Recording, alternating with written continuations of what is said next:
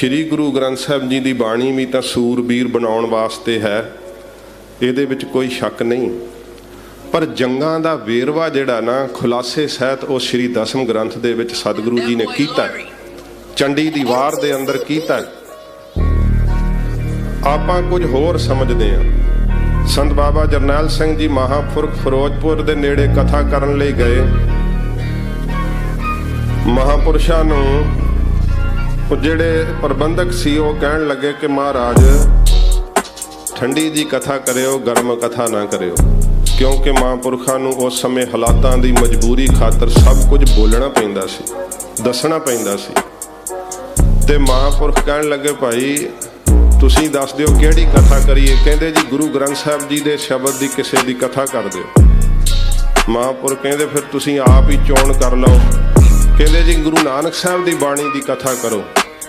महापुरख कहंदे सतगुरु गुरु नानक साहब कहंदे जाओ तां प्रेम खेलण का जाओ, सिर धर तली गली मेरी आओ, इत मार्ग पैर तरीजै, सिर दीजै काड़ ना कीजै। कहंदे महाराज ये ते गर्म है जी।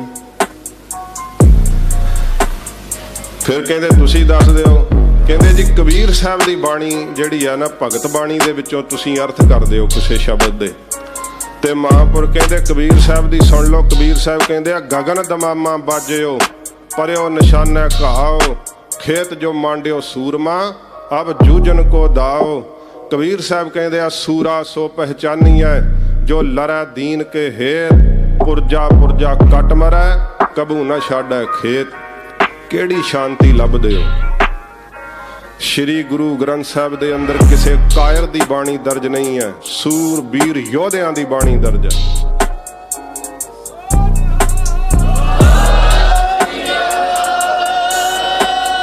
बाबा नामदेव जी नूं उन्हां दी माता ने की कहा सी?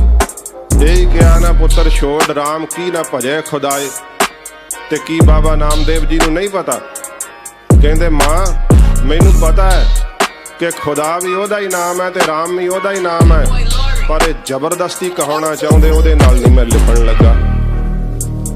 पुत्र जान बचा लै, ना हो तेरा पुंगड़ा ना तू मेरी माई।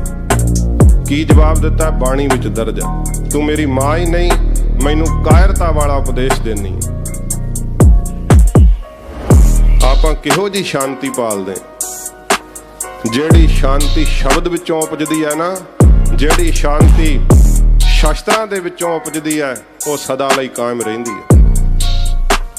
ते आपां शास्त्र समझे होए आ जी ये भड़काऊ ने, ये जी दिखावा है। अजकल दे प्रचारक भी कहण लग पे कि किरपान हथ विच फड़ करके क्यों आउंदे अंदर बकरा वड्ढण। ते दसवें पातशाह जी महाराज कहंदे आ बिना शास्त्र के संग देवो ना ददारै, यह मोर आग्या सुनो हे प्यारे। सतगुरु जी कहते बिना शास्त्रां ते केसां तो मैं दर्शन नहीं दूंगा। हुण गरीब नवाज दा हुक्म मन्ने कि किसे नुक्ताचीनी करने वाले दी गल मन्ने। जे तां सच्चे पातशाह जी दी आग्या दा पालन करोगे। गुरु गोबिंद सिंह साहब जी महाराज जिस समय ज्योति जोत समाउण लगे ना, इतिहास विच अंकित बचन ने। सच्चे पातशाह महाराज जदों कमैत घोड़े ते सवार सीगे, गरीब नवाज सतगुरु ने कनात कराई हुई सी। जदों महाराज ने चिखा ते चढ़ना ते सतगुरु जी ने घोड़े दियां वागां मोड़ के पिछे नूं जदों खालसे वल तकिया, सब बराग कर रहे सी। जिद्दां पिता नूं पुत्र वल वेख के फिर प्यार आ जांदा ना, ते गुरदेव ने खालसे नूं संबोधन हो करके किया खालसा जी शब्द करके असी सदा ही तुहाडे कोल हां। दो बचन साडे याद रखने, गुरबाणी ते वाहिगुरु मंत्र नूं कदे नहीं विसारना, ते शास्त्र विद्या दा अभ्यास ना त्यागिओ। संसार दी कोई कौम तुहानूं गुलाम नहीं कर सकेगी। ये साहिब ने ज्योति जोत समाउण लग्या बचन कहे सी, अंकित ने इतिहास विच। जे आपां वेखीए कि साडे कोल ओ गुरु जी दी धरोहर है नहीं है। शास्त्र जदों अपने वड्डियां दे पूर्वजां दे वेखोगे ना, श्री अकाल तख्त साहिब ते जाओ, एक पूरा पीड़ा साहब जदों बाकी रह जाता, कहते हुण बाबा जी साहब बाबा दीप सिंह साहब दे शस्त्र आऊगे। इन्ने वड्डे शस्त्रां दा कमर कसा नाभे वाले राजिਆਂ ने हुण एक तेगा जिहड़ा ना तख्त श्री केसगढ़ साहब भेंट कीता, हुण दर्शन करवाए जाते हैं। मीरी पीरी दे मालक गुरु हरगोबिंद साहब दा ओह तेगा है जिस दे नाल महाराज ने काले खां नूं वड्ढिया सी। जदों गुरदेव ने काले खां दे सिर विच ओह तेगा मारिया सी ना, घोड़े दी काठी तक वड्ढ दिता सी काले खां। ते महापुरुषां ने इस बचन का हवाला दिंदियां होइयां ये शब्द कहे है, मीरी पीरी दे मालक गुरु हरगोबिंद साहब दे अंदर दया भी इन्नी है कि गुरदेव नूं फुੱਲ दे टुੱਟਣ करके दर्द महसूस हुंदा है। सतगुरु दे अंदर वीर रस भी इन्ना है कि जे तेग दा वार छड्डदे है, लोहे दियां संजोग बख्तरां नूं कटदा होया घोड़े दी काठी तक नूं वड्ढ के पार हो जांदा। ये सच्चे पातशाह जी महाराज दे दिते हुए सानू उपदेश ते बख्शिशा। सचखंड श्री हरमंदर साहिब भगती दा प्रतीक है, श्री अकाल तख्त साहिब शक्ति दा प्रतीक है। गुरु गोबिंद सिंह साहब ने सानू बख्शिश कीती है देग अते तेग। देग तेग दे धनी आप गरीब नवाज धन गुरु गोबिंद सिंह साहब जी महाराज सच्चे पातशाह इस बचित्र नाटक दे अंदर जिथे पंगाणी दे युद्ध दा बड़े विस्तार सहित वर्णन करते हैं, अपने पौंटे साहब जान का जिक्र करते हैं। 17 साल की उम्र में सच्चे पातशाह ने बाणियां उचारण कीतियां, उन्हां दा जिक्र आउंदा है।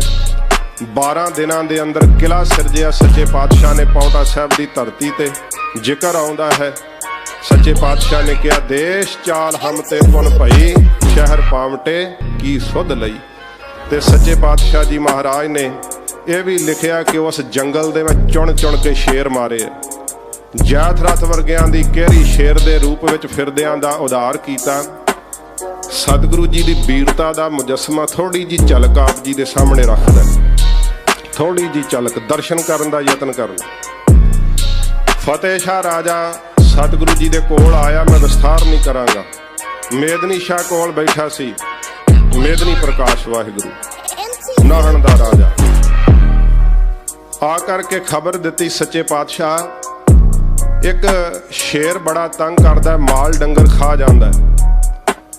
ते फतेह शाह ने कहा महाराज ये शेर की बाबत सारे जानते हैं पर इनू मार नहीं कोई सकिया। गुरदेव कहते चंगा कल नूं दिन चढ़ेगा चलांगे, दस्सिओ विस्तार नहीं करांगा, मैं केवल दर्शन कराने तुहानू उस थां दे जो कविराज ने किस तरह बयान किया। जिस समय महाराज उत्थे पहुंच गए ना, जिस झड़ी दे विच शेर बैठा होया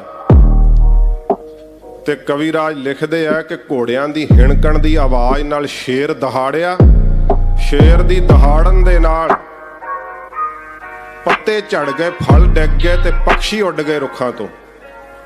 सच्चे पातशाह जी ने कहा मेदनी प्रकाश राजा फतेह शाह राजा तुहाडे कोल कोई ऐसा जवान है जिहड़ा अकला शेर दा मुकाबला करे? कहन लगे नहीं महाराज, इहो जी भुल ना करियो, दूरों गोलियां ते तीरां दा मींह भरा के मसां ही शेर नूं काबू कीता जा सकेगा। सच्चे पातशाह जी ने आदेश दिता कि किसी ने गोली नहीं चलाउणी, किसी ने तीर नहीं चलाउणा। महावत नूं हाथी बिठाउण दा उपदेश जिहड़ा सी महाराज ने हुक्म भाव दे दिता। जदों हाथी बैठ गया ते घोड़ियां ते पिछे खलोते सिख, क्योंकि उदों अजे अमृत संचार नहीं सी होया, जदों पंगाणी दा युद्ध हुंदा। पिछले सिखां नूं अनुमान लग गया कि गुरदेव आप उतर के चले।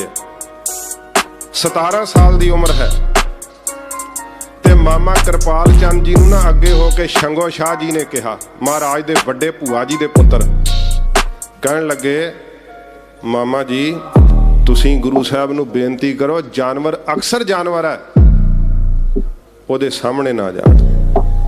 आपां पिछे हाँ खड़े, असीं सब अगे वधदे हां, आपां अगे हो करके शेर दा शिकार करदे हां। सच्चे पातशाह जी महाराज ने जिस समय आप उतरे है, मैनू समाप्ति का हुक्म होया, मैं समाप्ति कर देनी। जिस समय महाराज ने अजय गात्रियों श्री साहब नहीं खिंची, सतगुरु पातशाह महाराज ने अजे ढाला भी मोढे तो नहीं लाया ते जदों महाराज शेर दे सामने जाण वास्ते कदम पुट रहे हैं, मामा कृपाल चंद जी संगो शाह जी की बेनती करन तो काली नाल अगे आए कि गुरु साहब नूं बेनती करिए कि आप शेर दे सामने ना जाओ, क्योंकि पशु तो अक्षर पशु है, जानवर है। जिस समय मामा कृपाल चंद जी गुरदेव दे सामने होए है, कविराज लिखदे है कि मस्तक दे उत्ते इन्ना नूर दग रहा सी, वीर रस दे नाल इन्ने नेत्र भख चुके सी कि मामा कृपाल चंद जी पिछले पैरी पिछां नूं मुड़ आए ते तिस समय शंगो शाह जी कहण लगे मामा जी बेनती नहीं कीती। ते शंगो शाह नूं मामा कृपाल चंद जी ने कहा, शंगो शाह जुरत नहीं पई सतगुरु नूं बेनती करन दी।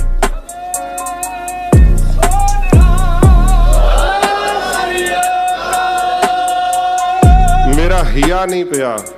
सच्चे पातशाह जी महाराज ऐसे सूरमताई दे मुजस्मे गरीब नवाज। मैं पंक्तियां 3-4 ने गुरदेव की शहादत दियां, उन्हां दे अखरी अर्थ करदे आं जे आग्या दिओ ते। सो सच्चे पातशाह जी महाराज अपने पिता सतगुरु की शहादत कहिंदे है। अगे चौपाई शुरू हुंदी है, अब मैं अपनी कथा बखानो तप सादत जिह बिद मोहयानो। हेमकुंट पर्वत है जहाँ सपत श्रृंग शोभत है तहाँ, सपत श्रृंग तिह नाम कहावा। पांडराज जह जो कमावा तिह हम अधिक तपस्या साधी, महाकाल काल का आराधी। यह बिद करत तपस्या भयो, दवाते एक रूप हवा गयो। तात मात मुर अलख अराधा, बहुविध योग साधना साधा। तिन जो करी अलख की सेवा, ताते भय प्रसन्न गुरदेवा। गुरु कलगीधर जी कहते तिन प्रभ जब आयस मोह दिया, तब हम जन्म कलहु मैं लिया। किसे अवतार ने अपनी कथा आप अपनी कलम नाल नहीं लिखी। धन गुरु गोबिंद सिंह साहब सच्चे पातशाह अपनी कथा नूं आप लिखिया। गरीब नवाज अपने पिता जी की शहादत कहते हैं। केवल इन्हां 2-4 पंक्तियां दे मैं अर्थ करके समाप्ति कर देनी है। महापुरुषां दी बरसी ते आपने हाजरियां भरियां। इन्ना ज्ञान का प्रसाद जिहड़ा वंडिया गया आप जी, क्योंकि कई गल्लां तां चेते नहीं रहिंदियां, पर कुछ एक किणका जिहड़ा वो अपने पल्ले जरूर बन करके खड़ना। मुख मकसद है कि पतत पुणे की लहर नूं खत्म किया जाए। जिन्ने भी तुसीं इत्थे सुनन वाले हो, तुसीं 10-10 नूं 20-20 नूं अगे तैयार कर सकते हो, पर जे कोई शाम नूं काम तो आके कहो मेरा तो हुण रिलैक्स होने का समय, नहा के टीवी के सामने बह के चैनलों नूं बदलते जाओगे, दिमाग थक जाएगा, कुछ प्राप्त नहीं होना। जदों काम तो वेले हुन्ने हो, किरत तो वेले हुन्ने हो, उदों धर्म की किरत करन लग जाया करो कि किसे ना किसे नूं प्रेर के सिੱਖੀ ਵੱਲ लियाउणा, ਉਹਦੇ केस रखाउण वास्ते बेनती करनी। अपनी शख्सियत नूं इन्ने प्यार वाले बनाओ कि तुहानूं कहण दी लोड़ ना पवे। असीं खुद जिहड़े मोने हैं, क्लीन शेप शब्द मैनूं सिंह कहंदे ना वरतिया करो, क्योंकि वो समझदे असीं साफ हाँ ते तुसीं गंदे हो। ये मैनूं ਸਿੰਘਾਂ ने दस्सिया क्लीन शेप शब्द इस तरह बनिया, सानूं ये नहीं वरतना चाहिदा। पर जदों कि असल दे अंदर उन्हां नूं ज्ञान नहीं है मेरे वीरां नूं। पर जिथे जिथे भी मैनू सेवा प्राप्त हुई है, बहुत ज़्यादा मोने वीर ही मेरे नाल प्यार करते हैं, क्योंकि मैं उन्होंने अपने प्यार नाल लाया ते मेरे पुरखियां ने कहा कि नाल लाओ। मेरे वड्डियां ने उपदेश दिता है। जिन्ने भी शहरां विच दास ने जाग जाग के सेवा की है, बहुत ज़्यादा मोने वीर जिहड़े सी, जदों उन्हां दी संथ्या 22 वारां ते जां भगत बाणी ते आउंदी सी, मैनूं कहण दी लोड़ नहीं सी पैंदी। अपने आप परिवारां समेत उन्होंने अमृत छके अपने आप, क्योंकि गुरबाणी अपने आप विच एक साध संगत जी जागदी जोत है, कहण दी लोड़ नहीं पैंदी। अमृत छके दा भी उदों पता लग जा जदों आप तरस नाल मंगे कि मैनूं अमृत दी दात महाराज दे दिओ। सच्चे पातशाह अपने गुरदेव पिता जी बारे कहंदे ने। आओ मैं फिर समाप्ति करांगा। महाराज नाल जुड़दे होए आखो जी सतनाम श्री वाहेगुरु साहिब जी। तिन ते तेक बहादुर भये। गुरु गोबिंद सिंह साहब जी महाराज कहंदे आ, गुरु हरकृष्ण साहब जी महाराज जदों सचखंड गए, तिन ते तेक बहादुर भये। तिन्हां तो गुरु हरकृष्ण साहब जी तो गुरु तेग बहादुर साहब जी वरसोए। जदों महाराज ने दिल्ली दे विच ਪਣਗੇ ਦੀਆਂ ਪਰਕਰਮਾ ਕਰਕੇ ਕਿਹਾ ਸੀ ਬਾਬਾ ਬਸੇ ਗ੍ਰਾਮ ਬਕਾਲੇ ਬਲ ਗੁਰ ਸੰਗਤ ਆਪ ਸੰਭਾਲੇ। ਉਦੋਂ ਗੁਰੂ ਤੇਗ ਬਹਾਦਰ ਸਾਹਿਬ ਜੀ ਮਹਾਰਾਜ ਗੁਰਤਾ ਦੇ ਮਾਲਕ ਹੋਏ। ਤਿਲਕ ਜੰਜੂ ਰਾਖਾ ਪ੍ਰਭ ਤਾਂ ਕਾ। ਜਦੋਂ ਵੱਡਿਆਂ ਸਤਿਗੁਰਾਂ ਜੀ ਤੱਕ ਸਤਿਗੁਰੂ ਜੀ ਨੇ ਜ਼ਿਕਰ ਕੀਤਾ ਨਾ, ਤੇ ਗੁਰਦੇਵ ਪਿਤਾ ਦੀ ਸ਼ਹਾਦਤ ਦਾ ਕੇਵਲ ਤੇ ਕੇਵਲ ਸਾਧ ਸੰਗਤ ਜੀ ਇਸ ਪਾਵਨ ਗ੍ਰੰਥ ਦੇ ਅੰਦਰ ਜ਼ਿਕਰ ਹੈ।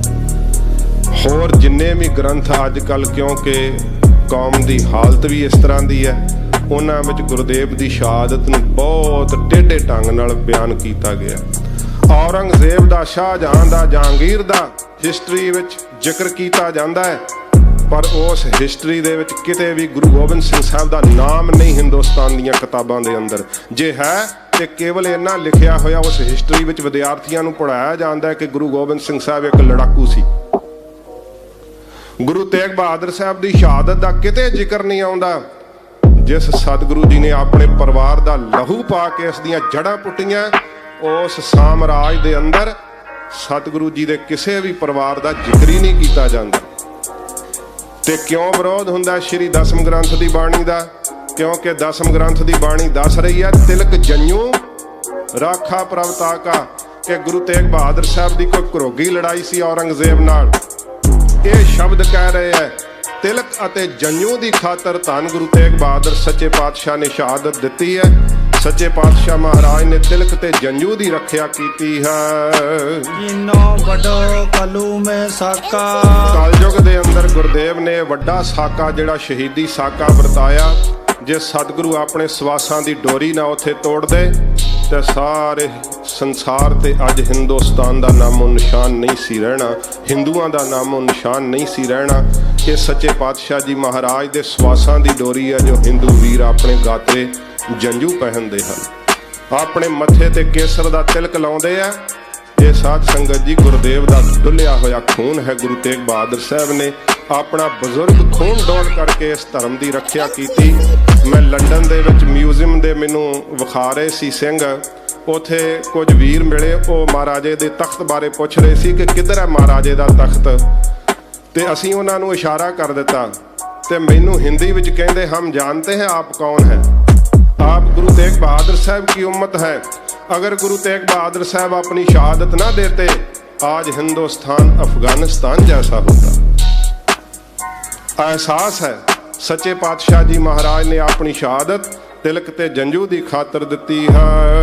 साधन हेत इति जिन करी। सच्चे पातशाह जी महाराज ने साधु महात्मा दी ਰੱਖਿਆ ਕਰਨ ਵਾਸਤੇ, ਧਰਮ ਦੀ ਰੱਖਿਆ ਕਰਨ ਵਾਸਤੇ ਹੱਦ ਮੁਕਾ ਦਿੱਤੀ। ਸੀਸ ਦਿਆ ਪਰ ਸੀ ਨਾ ਉਚਰੀ। ਮਹਾਰਾਜ ਨੇ ਆਪਣੇ ਸੀਸ ਦਾ ਬਲੀਦਾਨ ਦੇ ਦਿੱਤਾ ਪਰ ਮੁਖ ਤੋਂ ਸੀ ਨਹੀਂ ਉਚਾਰੀ। ਗੁਰਦੇਵ ਨੇ ਸੱਚੇ ਪਾਤਸ਼ਾਹ ਜੀ ਦੀ ਸ਼ਹਾਦਤ ਸ੍ਰੀਮਾਨ ਸੰਤ ਬਾਬਾ ਕਰਤਾਰ ਸਿੰਘ ਜੀ ਖਾਲਸਾ ਪਿੰਡਰਾਂ ਵਾਲੇ ਮਹਾਂਪੁਰਖ ਸੁਣਾਇਆ ਕਰਦੇ ਸੀ। ਮੈਂ ਛੋਟੇ ਹੁੰਦਿਆਂ ਟੇਪ ਰਿਕਾਰਡਾਂ ਦੇ ਵਿੱਚ ਉਹ ਸ਼ਹਾਦਤ ਦਾ ਸਾਰਾ ਸਾਕਾ ਸੁਣਿਆ। ਤੇ ਇੱਕ ਪਾਸੇ ਟੇਪ ਲਾ ਦਿਓ, ਇੱਕ ਪਾਸੇ ਮੈਂ ਸ਼ੁਰੂ ਹੋ ਜਾ, ਇੱਕ ਵੀ ਅੱਖਰ ਦਾ ਫਰਕ ਨਹੀਂ ਪੈਂਦਾ। ਸਿੰਘ ਸਾਹਿਬ ਭਾਈ ਰਾਮ ਸਿੰਘ ਜੀ ਵੀ ਇਸ ਤਰ੍ਹਾਂ ਮਹਾਰਾਜ ਦੀ ਸ਼ਹਾਦਤ ਸੁਣਾਉਂਦੇ ਜਿਵੇਂ ਮਹਾਂਪੁਰਸ਼ਾਂ ਤੋਂ ਸੁਣੀ। ਬਹੁਤ ਜਲਾਲ ਵਿੱਚ ਸੰਤ ਬਾਬਾ ਕਰਤਾਰ ਸਿੰਘ ਜੀ ਮਹਾਂਪੁਰਖ ਗੁਰੂ ਤੇਗ ਬਹਾਦਰ ਸੱਚੇ ਪਾਤਸ਼ਾਹ ਜੀ ਮਹਾਰਾਜ ਦੀ ਸ਼ਹਾਦਤ ਉਹਨਾਂ ਨੇ ਸਿੱਖ ਕੌਮ ਦੇ ਅੰਦਰ ਬਿਆਨ ਕੀਤੀ ਹੈ, ਦੱਸੀ ਹੈ। ਧੰਨ ਗੁਰੂ ਤੇਗ ਬਹਾਦਰ ਸੱਚੇ ਪਾਤਸ਼ਾਹ ਜੀ ਮਹਾਰਾਜ ਜਿਨ੍ਹਾਂ ਨੇ ਧਰਮ ਦੀ ਰੱਖਿਆ ਵਾਸਤੇ ਆਪਣਾ ਬਲੀਦਾਨ ਦਿੱਤਾ। ਧਰਮ ਹੇਤ ਸਾਕਾ ਜਿਨ ਕੀਆ। ਧਰਮ ਦੀ ਰੱਖਿਆ ਵਾਸਤੇ ਸਤਿਗੁਰੂ ਜੀ ਨੇ ਸ਼ਹੀਦੀ ਸਾਕਾ ਵਰਤਾਇਆ। ਸੀਸ ਦਿਆ ਪਰ ਸਿਰ ਨਾ ਦਿਆ। ਮਹਾਰਾਜ ਨੇ ਆਪਣਾ ਸੀਸ ਦੇ ਦਿੱਤਾ ਪਰ ਸੱਚੇ ਪਾਤਸ਼ਾਹ ਨੇ ਧਰਮ ਨਹੀਂ ਛੱਡਿਆ। ਕਈ ਵੀਰ ਨਾ ਇਸ ਤਰ੍ਹਾਂ ਲਿਖਣ ਲੱਗ ਗਏ ਆ ਕਿ ਗੁਰੂ ਤੇਗ ਬਹਾਦਰ ਸਾਹਿਬ ਨੇ ਸ਼ਹਾਦਤ तो दे दी पर आपने हिंदू धर्म नहीं छोड़ा। ਵੇਖੋ ਗੱਲ ਕਿੱਧਰ ਨੂੰ ਜਾਂਦੀ ਹੈ। ਸੱਚੇ ਪਾਤਸ਼ਾਹ ਜੀ ਮਹਾਰਾਜ ਜਿਨ੍ਹਾਂ ਦਾ ਅਕੀਦਾ ਨਹੀਂ ਹੈ ਕਿ ਮੂਰਤੀ ਦੀ ਪੂਜਾ ਕੀਤੀ ਜਾਵੇ ਜਾਂ ਜੰਜੂ ਪਹਿਨਿਆ ਜਾਵੇ ਜਾਂ ਮੱਥੇ ਤੇ ਤਿਲਕ ਲਾਉਣਾ, ਇਹ ਸਿੱਖ ਧਰਮ ਦਾ ਅਕੀਦਾ ਨਹੀਂ ਹੈ। ਔਰੰਗਜ਼ੇਬ ਨੇ ਵੀ ਕਿਹਾ ਸੀ ਕਿ ਸੱਚੇ ਪਾਤਸ਼ਾਹ ਮੈਂ ਆਪ ਨੂੰ ਮਾਰਨਾ ਨਹੀਂ ਚਾਹੁੰਦਾ, ਤੁਸੀਂ ਇਸ ਨੂੰ ਸਹੀ ਤਸਲੀਮ ਆਪ ਨਹੀਂ ਕਰਦੇ ਤੇ ਫਿਰ ਇਹਦੀ ਰੱਖਿਆ ਕਰਨ ਵਾਸਤੇ ਕਿਉਂ ਤੁਲੇ ਹੋਏ। ਤੇ ਗੁਰੂ ਤੇਗ ਬਹਾਦਰ ਸਾਹਿਬ ਨੇ ਕਿਹਾ ਸੀ ਔਰੰਗਜ਼ੇਬ ਦੇਵ ਨੇਤ ਦੇ ਨਾਲ ਜੇ ਹਿੰਦੁਸਤਾਨ ਦੀ ਰਾਜਸੀ ਸੱਤਾ ਹਿੰਦੂਆਂ ਦੇ ਹੱਥ ਵਿੱਚ ਹੁੰਦੀ, ਹਿੰਦੂ ਮੁਸਲਮਾਨ ਧਰਮ ਨੂੰ ਜ਼ਬਰਦਸਤੀ ਨਸ਼ਟ ਕਰ ਰਹੇ ਹੁੰਦੇ, ਤੇ ਅਸੀਂ ਮੁਸਲਮਾਨ ਦੀ ਧਰਮ ਦੀ ਰੱਖਿਆ ਵਾਸਤੇ ਅੱਗੇ ਆਉਣਾ ਸੀ। ਅਸੀਂ ਕਿਸੇ ਧਰਮ ਦੇ ਵਿਰੋਧ ਵਿੱਚ ਨਹੀਂ ਆ, ਅਸੀਂ ਜ਼ੁਲਮ ਦੇ ਵਿਰੋਧ ਵਿੱਚ ਆ। ਸੱਚੇ ਪਾਤਸ਼ਾਹ ਨੇ ਆਪਣਾ ਸੀਸ ਦੇ ਕੇ ਜ਼ੁਲਮ ਨੂੰ ਠੱਲ ਪਾਈ। ਤੇ ਯਾਦ ਰੱਖਣੀ ਇਹ ਗੱਲ, ਗੁਰਦੇਵ ਦੀ ਸ਼ਹਾਦਤ ਤੋਂ ਬਾਅਦ ਇੱਕ ਵੀ ਜੰਝੂ ਨਹੀਂ ਲਾਇਆ ਗਿਆ, ਤੇ ਔਰੰਗਜ਼ੇਬ ਜ਼ਾਲਮ ਬਾਦਸ਼ਾਹ ਇੱਕ ਵੀ ਰਾਤ ਦਿੱਲੀ ਨਹੀਂ ਰਹਿ ਸਕਿਆ। ਸੱਚੇ ਪਾਤਸ਼ਾਹ ਨੇ ਜਦੋਂ ਸ਼ਹਾਦਤ ਦਿੱਤੀ ਆ, ਨਾਟਕ ਚੇਟਕ ਕੀਏ ਕੋ ਕਾਜਾ। ਸੱਚੇ ਪਾਤਸ਼ਾਹ ਨੂੰ ਅਖੀਰ ਤੇ ਕਿਹਾ ਸੀ, ਇਹ 2 ਪੰਕਤੀਆਂ ਰਹਿੰਦੀਆਂ ਸਮਾਪਤੀ ਹੈ। ਗੁਰੂ ਤੇਗ ਬਹਾਦਰ ਸਾਹਿਬ ਨੂੰ ਕਿਹਾ ਸੀ ਔਰੰਗਜ਼ੇਬ ਨੇ, ਜੋ ਕਿਹਾ ਉਹ ਗੁਰਦੇਵ ਨੇ ਅੰਕਿਤ ਕਰ ਦਿੱਤਾ ਗੁਰੂ ਗੋਬਿੰਦ ਸਿੰਘ ਸਾਹਿਬ ਨੇ।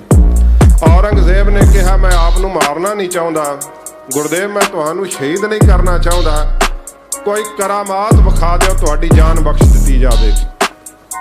ਹਾਲਾਤ ਵੇਖਣੇ ਚਾਹੀਦੇ ਆ। ਇਹਨਾਂ ਚੀਜ਼ਾਂ ਦਾ ਹਵਾਲਾ ਦੇ ਕਰਕੇ ਨਾ ਕਈ ਵਾਰੀ ਇਹ ਕਹਿੰਦੇ ਕਿ ਗੁਰੂ ਘਰ ਦੇ ਵਿੱਚ ਕੋਈ ਕਰਾਮਾਤ ਹੈ ਹੀ ਨਹੀਂ। ਕਰਾਮਾਤ ਤੇ ਗੁਰਦੇਵ ਦੇ ਕੂਕਰਾਂ ਵਿੱਚ ਹੈ। ਸੱਚੇ ਪਾਤਸ਼ਾਹ ਮਹਾਰਾਜ ਦਾ ਕੱਲਾ ਸਿੱਖ ਹੀ ਕਹਿੰਦਾ, ਮੈਂ ਤਾੜੀ ਮਾਰ ਕੇ ਲਾਹੌਰ ਤੇ ਦਿੱਲੀ ਨਸ਼ਟ ਕਰ ਦਿਆਂਗਾ। ਸੱਚੇ ਪਾਤਸ਼ਾਹ ਜੀ ਮਹਾਰਾਜ ਨੇ ਉੱਥੇ ਕੀ ਸ਼ਬਦ ਕਹੇ ਆ? ਮਹਾਰਾਜ ਕਹਿੰਦੇ, ਔਰੰਗਜ਼ੇਬ ਆਪਣੀ ਜਾਨ ਬਚਾਉਣ ਵਾਸਤੇ ਅਸੀਂ ਕਰਾਮਾਤ ਨਹੀਂ ਦਿਖਾਵਾਂਗੇ, ਕਿਉਂਕਿ ਕਰਾਮਾਤ ਜਿਹੜੀ ਆ ਉਹਨਾਂ ਨਾਟਕ ਚੇਟਕ ਹੈ। ਇਹ ਖੋਟਾ ਕਰਮ ਜਿਹੜਾ ਅਸੀਂ ਨਹੀਂ ਕਰਾਂਗੇ। ਰੱਬ ਲੋਗਨ ਕਹਿ ਆਵਤ ਲਾਜਾ, ਕਿਉਂਕਿ ਰੱਬ ਦੇ ਪਿਆਰਿਆਂ ਨੂੰ ਲੱਜਾ ਆਉਂਦੀ ਹੈ ਕਰਾਮਾਤ ਦਿਖਾਉਣ ਲੱਗਿਆਂ। ਕਿਉਂ ਆਉਂਦੀ ਹੈ? ਧਿਆਨ ਦਿਓ। ਜੇ ਕਿਸੇ ਕੋਲੋਂ ਤੁਸੀਂ ਚੀਜ਼ ਲਈ ਹੋਵੇ ਤੇ 5 ਦਿਨ ਬਾਅਦ ਉਹਨੂੰ ਕਹੋ, ਆ ਤੈਨੂੰ ਦਿਖਾਵਾਂ ਇੱਕ ਬੜੀ ਅਨੋਖੀ ਚੀਜ਼ ਹੈ ਮੇਰੇ ਕੋਲ, ਉਹ ਅੱਗੋਂ ਹੱਸ ਕੇ ਕਹੇਗਾ, ਮੂਰਖਾ ਮੇਰੇ ਕੋਲੋਂ ਲਈ ਮੈਨੂੰ ਵਿਖਾਈ ਜਾਣਾ। ਗੁਰੂ ਤੇਗ ਬਹਾਦਰ ਸਾਹਿਬ ਕਹਿੰਦੇ, ਰੱਬ ਦੇ ਪਿਆਰੇ ਕਰਾਮਾਤ ਨਹੀਂ ਦਿਖਾਉਂਦੇ, ਕਿਉਂਕਿ ਰੱਬ ਕੋਲੋਂ ਹੀ ਲਈ ਆ ਤੇ ਹਰੇਕ ਥਾਂ ਤੇ ਰੱਬ ਨੂੰ ਹੀ ਵੇਖਦੇ। ਇਸ ਕਰਕੇ ਕਹਿੰਦੇ, ਪਰਮਾਤਮਾ ਤੇਰੇ ਕੋਲੋਂ ਲਈ ਹੋਈ ਸ਼ਕਤੀ ਤੈਨੂੰ ਕੀ ਦਿਖਾਈਏ। ਹਰੇਕ ਦੇ ਅੰਦਰ ਉਹਦੀ ਜੋਤ ਵੇਖਦੇ ਆ। ਇਸ ਕਰਕੇ ਉਹ ਆਪਣੀ ਵਡਿਆਈ ਖਾਤਰ, ਆਪਣੀ ਪ੍ਰਭਤਾ ਖਾਤਰ ਕਦਾਚਿਤ ਵੀ ਉਹ ਸ਼ਕਤੀ ਨਹੀਂ ਪ੍ਰਗਟ ਕਰਦੇ, ਭਾਵੇਂ ਬਲੀਦਾਨ ਦੇ ਦਿੰਦੇ ਹਨ। ਦੋਹਰਾ ਠੀਕਰ ਫੋਰ ਦਲੀਸ ਸਿਰ, ਦਿੱਲੀ ਦੇ ਬਾਦਸ਼ਾਹ ਔਰੰਗਜ਼ੇਬ ਦੇ ਸਿਰ ਤੇ ਠੀਕਰਾ ਤੋੜ ਦਿੱਤਾ ਗੁਰੂ ਤੇਗ ਬਹਾਦਰ ਸਾਹਿਬ ਨੇ ਆਪਣੇ ਸਰੀਰ ਦਾ। ਪ੍ਰਭੁਰ ਕੀਆ ਪਿਆਨ, ਤੇ ਸੱਚਖੰਡ ਨੂੰ ਸੱਚੇ ਪਾਤਸ਼ਾਹ ਨੇ ਪਿਆਨਾ ਕੀਤਾ। ਤੇਗ ਬਹਾਦਰ ਸੀ ਕਿਰਿਆ, ਗੁਰੂ ਗੋਬਿੰਦ ਸਿੰਘ ਸਾਹਿਬ ਜੀ ਕਹਿੰਦੇ ਆ, ਸਤਿਕਾਰਯੋਗ ਪਿਤਾ ਗੁਰੂ ਤੇਗ ਬਹਾਦਰ ਸਾਹਿਬ ਵਰਗਾ ਕਾਰਜ ਕਰੀ ਨਾ ਕਿਨਹੂ ਆਨ। ਕਿਸੇ ਨੇ ਵੀ ਇਸ ਸੰਸਾਰ ਤੇ ਆ ਕੇ ਨਹੀਂ ਕੀਤਾ, ਕਿਉਂਕਿ ਹਰ ਕੋਈ ਆਪਣੇ ਧਰਮ ਵਾਸਤੇ ਤਾਂ ਬਲੀਦਾਨ ਦਿੰਦਾ ਹੈ। ਗੁਰਦੇਵ ਨੇ ਤਿਲਕ ਤੇ ਜੰਝੂ ਦੀ ਖਾਤਰ ਆਪਣਾ ਬਲੀਦਾਨ ਦਿੱਤਾ ਏ। ਤੇਗ ਬਹਾਦਰ ਕੇ ਚਲਤਾ, ਧੰਨ ਗੁਰੂ ਤੇਗ ਬਹਾਦਰ ਸਾਹਿਬ ਜੀ ਦੇ ਸੱਚਖੰਡ ਜਾਣ ਨਾਲ ਸ਼ਹਾਦਤ ਹੋਣ ਕਰਕੇ ਭਇਓ ਜਗਤ ਕੋ ਸੋਕ, ਸਾਰੇ ਜਗਤ ਦੇ ਅੰਦਰ ਸੋਕ ਦੀ ਲਹਿਰ ਫੈਲ ਗਈ। ਇਤਿਹਾਸ ਦੱਸਦਾ, ਜਦੋਂ ਗੁਰਦੇਵ ਦਾ ਸੀਸ ਲੱਥਿਆ ਸੀ ਉਦੋਂ ਬਹੁਤ ਲਾਲ ਰੰਗ ਦਾ ਆਕਾਸ਼ ਹੋ ਗਿਆ। ਇੰਨੀ ਜ਼ੋਰ ਦੀ ਹਨੇਰੀ ਚੱਲੀ ਕਿ ਹਰ ਇੱਕ ਦੀਆਂ ਅੱਖਾਂ ਪੂਰੀਆਂ ਗਈਆਂ। ਸਾਰੇ ਸੰਸਾਰ ਦੇ ਅੰਦਰ ਸ਼ੋਕ ਫੈਲ ਗਿਆ ਜਦੋਂ ਮਹਾਰਾਜ ਨੇ ਸ਼ਹਾਦਤ ਦਿੱਤੀ ਆ। ਹੈ ਸਭ ਜਗ ਭਇਓ। ਧੰਨ ਗੁਰੂ ਗੋਬਿੰਦ ਸਿੰਘ ਸਾਹਿਬ ਜੀ ਮਹਾਰਾਜ ਕਹਿੰਦੇ ਨੇ, ਹਾਹਾਕਾਰ ਮਚ ਗਈ ਹੈ ਸਾਰੇ ਹਿੰਦੁਸਤਾਨ ਦੇ ਅੰਦਰ, ਕਿਉਂਕਿ ਗੁਰਦੇਵ ਦੀ ਸ਼ਹਾਦਤ ਹੋਣੀ ਕੋਈ ਛੋਟੀ ਬਾਤ ਨਹੀਂ ਸੀ। ਸਾਰੇ ਹਿੰਦੁਸਤਾਨ ਦੇ ਅੰਦਰ ਹਾਹਾਕਾਰ ਮਚ ਗਈ ਜਦੋਂ ਗੁਰੂ ਤੇਗ ਬਹਾਦਰ ਸੱਚੇ ਪਾਤਸ਼ਾਹ ਜੀ ਮਹਾਰਾਜ ਸ਼ਹੀਦ ਹੋਏ। ਜੈ ਜੈ ਜੈ ਸੁਰ ਲੋਕ, ਸੁਰ ਲੋਕ ਦੇਵਤਿਆਂ ਦੇ ਲੋਕ ਤੱਕ ਸਾਧ ਸੰਗਤ ਜੀ ਜੈ ਜੈਕਾਰ ਦੀ ਧੁਨ ਹੋਈ ਜਦੋਂ ਧੰਨ ਗੁਰੂ ਤੇਗ ਬਹਾਦਰ ਸੱਚੇ ਪਾਤਸ਼ਾਹ ਜੀ ਮਹਾਰਾਜ ਨੇ ਆਪਣੀ ਸ਼ਹਾਦਤ ਦਿੱਤੀ ਹੈ। ਗੁਰਦੁਆਰਾ ਸ਼ੀਸ਼ਗੰਜ ਸਾਹਿਬ ਦਿੱਲੀ ਦੇ ਅੰਦਰ ਧੰਨ ਗੁਰੂ ਤੇਗ ਬਹਾਦਰ ਸੱਚੇ ਪਾਤਸ਼ਾਹ ਜੀ ਮਹਾਰਾਜ ਦੀ ਸ਼ਹਾਦਤ ਦਾ ਸਥਾਨ। ਸੱਚੇ ਪਾਤਸ਼ਾਹ ਜੀ ਮਹਾਰਾਜ ਨੇ ਇਸ ਤੋਂ ਅੱਗੇ ਆਪਣੀ ਕਥਾ ਜਿਹੜੀ ਹੈ ਉਹ ਵਿਖਿਆਨ ਕੀਤੀ ਹੈ। ਬਚਿੱਤਰ ਨਾਟਕ ਦੀ ਅਮਰ ਰਚਨਾ ਗਰੀਬ ਨਵਾਜ ਸਤਿਗੁਰੂ ਜੀ ਨੇ ਇਸ ਦੇ ਅੰਦਰ ਬਹੁਤ ਭਾਰੀ ਬਖਸ਼ਿਸ਼ਾਂ ਕੀਤੀਆਂ। ਆਪਣੇ ਆਉਣ ਦਾ ਕਾਰਨ ਦੱਸਿਆ ਕਿ ਅਸੀਂ ਕਿਸ ਕਾਰਨ ਕਰਕੇ ਇਸ ਸੰਸਾਰ ਤੇ ਆਏ ਹਾਂ ਤੇ ਜਿਸ ਕਾਰਨ ਕਰਕੇ ਸਾਨੂੰ ਭੇਜਿਆ ਗਿਆ। ਵਾਹਿਗੁਰੂ ਦਾ ਹੁਕਮ ਅਸੀਂ ਕਿਸੇ ਕੋਲੋਂ ਲੁਕਾਵਾਂਗੇ ਨਹੀਂ, ਕਿਸੇ ਦਾ ਡਰ ਨਹੀਂ, ਭੈ ਨਹੀਂ ਮੰਨਾਂਗੇ, ਸਭ ਨੂੰ ਉਹ ਹੁਕਮ ਜਿਹੜਾ ਸੁਣਾਵਾਂਗੇ। ਇਹ ਸਤਿਗੁਰੂ ਜੀ ਨੇ ਇਸ ਗ੍ਰੰਥ ਦੇ ਅੰਦਰ ਬਖਸ਼ਿਸ਼ ਭਰੇ ਬਚਨ ਕਹੇ ਆ।